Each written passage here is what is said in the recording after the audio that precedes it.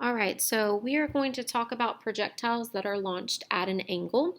The first thing I want to do is just make sure we have a reference for what these angle values mean. So we are currently looking at a protractor, and you can see that there are two sets of numbers on this protractor.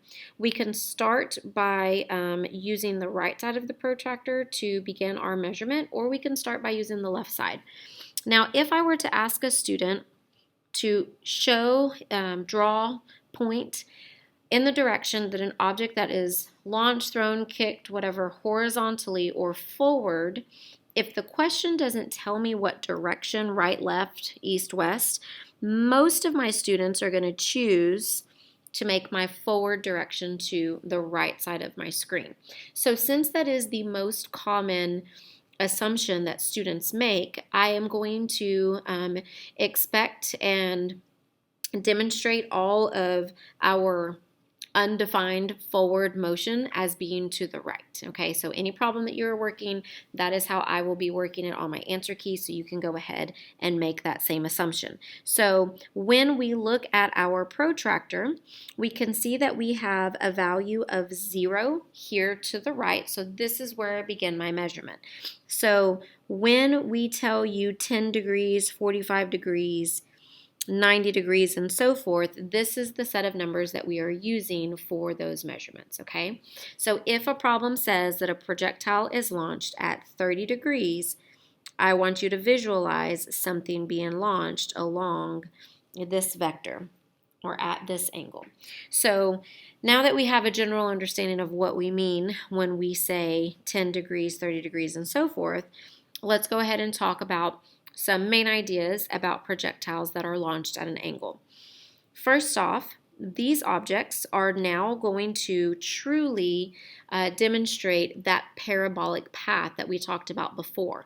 So it says here that if we launch a projectile at an angle, we will actually see the full parabola when we trace that object's motion, or when we draw out that object's motion.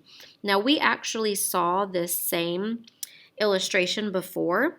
The last time we looked at this picture, I drew a square that basically covered up the first half of the motion, because at that time we were looking at projectiles that started at the highest point and were thrown forward, and then they were moving forward and falling at the same time. But now we are taking our object and we are drawing it or illustrating that it is actually going to be moving up and then down in the horizontal direction, and then it's also going to be moving, up and down in the vertical direction, and it's also going to be moving horizontally at the same time. So now we are going to take a moment and analyze what is happening horizontally and then what is happening vertically. What you're going to see is that these are the same statements and facts that you've already learned in previous lessons.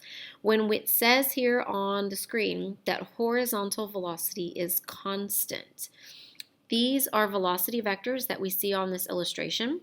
So if we are to just focus on these horizontal arrows, each one of these arrows, no matter where we are on the illustration, they are identical magnitude, and they are all pointing perfectly east or to the right. So the velocity is exactly the same the entire path of my projectile. So horizontally speaking, that velocity does not change, or we would say velocity is constant.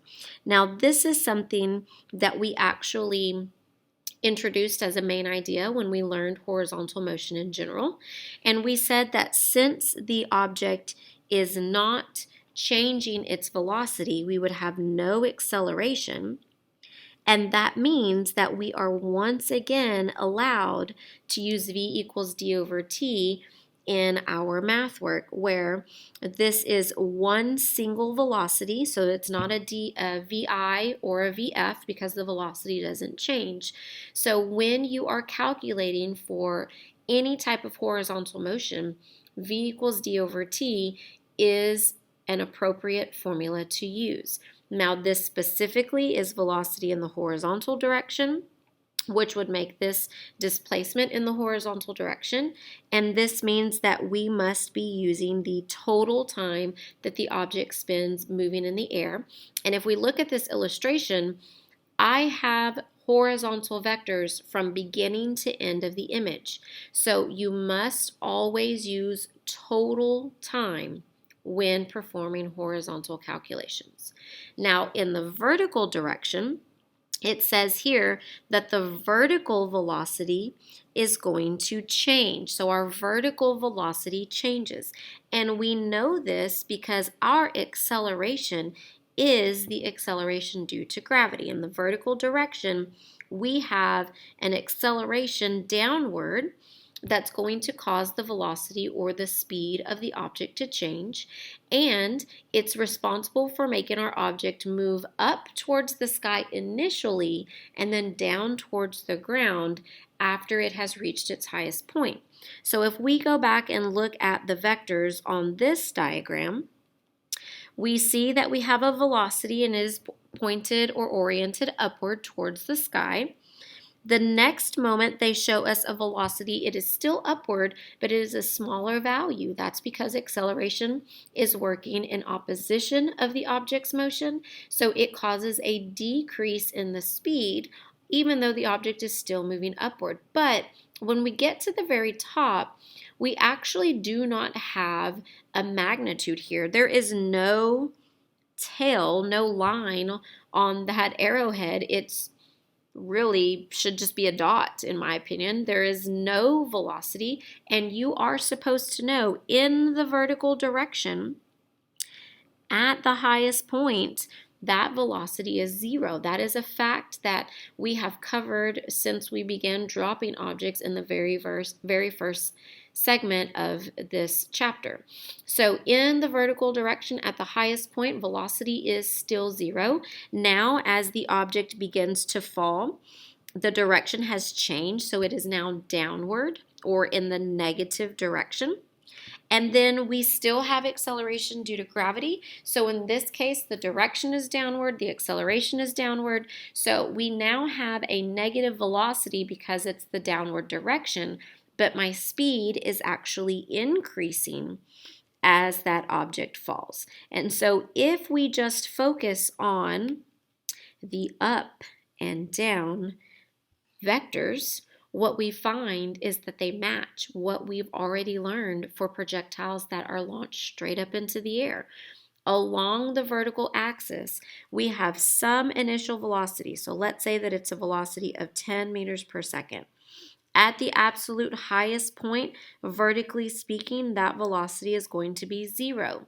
The object is going to gain speed as it falls. So if it returns to the same vertical position from which it started, now we have a final velocity here once it has returned to that initial launch height, and that is going to be negative 10 because it is the same speed but in the opposite direction.